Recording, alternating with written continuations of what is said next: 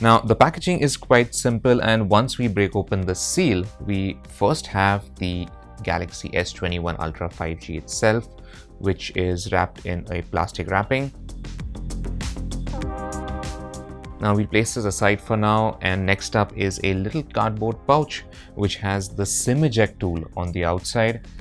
And if we open this up, we first have the quick start guide and some warranty info. And next up we have the USB Type-C to Type-C cable. And that's pretty much it. Now let's take a closer look at the Galaxy S21 Ultra 5G itself. I mean, you get a single hole punch cutout for the camera on the top, it's very slim bezels all around, and a metal frame. However, Samsung has updated the design of the back in a pretty major way. We now have a matte textured glass panel on this phantom black color variant and a new contour cut camera design. Now over here, the metal frame on the side fuses with the camera module, which makes it look like an extension of the side frame. And overall, I think it looks way more premium. It even manages to hide the heft of the phone pretty well, in my opinion. However, once you actually hold it, there's no getting around the fact that it is quite a heavy phone and a chunky one at that. However, it does still feel very premium and solidly built. Now on the right, we have the power and volume buttons, and at the bottom we have a slot for the 2 nano SIM cards, a USB Type-C port and a speaker. Now the earpiece on the top, which is actually cleverly hidden, also doubles up as a second speaker for a stereo effect. Samsung has ditched support for a micro SD card this time around, which means you cannot expand the internal storage.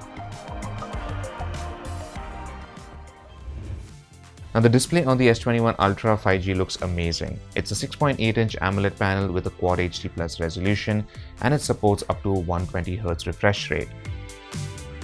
Now the S21 Ultra's display is also mildly curved around the edges for a more premium look and feel, and is also protected by Corning's Gorilla Glass Victus.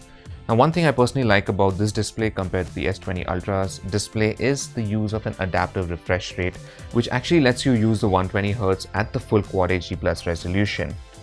Now Samsung is also using an adaptive refresh rate here, which it says can scale all the way down to 10Hz if needed in order to save battery. Now the Samsung Galaxy S21 Ultra sold in India features the new Exynos 2100 SoC. In terms of RAM and storage for the S21 Ultra, there's the base model with 12GB of RAM and 256GB of storage, which is the one I have, and a top-end variant with a crazy 16GB of RAM and 512GB of storage. Now some of the other features of the S21 Ultra 5G include an IP68 rating for dust and water resistance, a 5000 mAh battery with support for fast wired and wireless charging and even reverse wireless charging, and of course Samsung Pay. The phone also has an in-display fingerprint sensor and face unlock for biometric authentication. Now the S21 Ultra also runs One UI 3.1, which is the latest version and is based on Android 11. It's a bit more polished, but it looks and feels similar to the previous versions.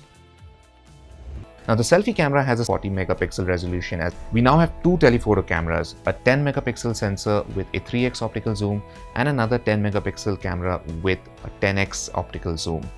Now you still get 100x space zoom. Samsung says it's added a new focus lock feature for better stability when shooting at a very high magnification.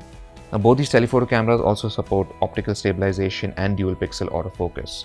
Now the 2 other cameras include a 108 megapixel primary camera with face detection autofocus, optical stabilization and an f1.8 aperture, and finally a 12 megapixel ultra wide angle camera with a 120-degree field of view, autofocus and an f2.2 aperture. Now, Samsung continues to hype up 8K video recording, which is supported this time around too. However, it's still only at 24 FPS.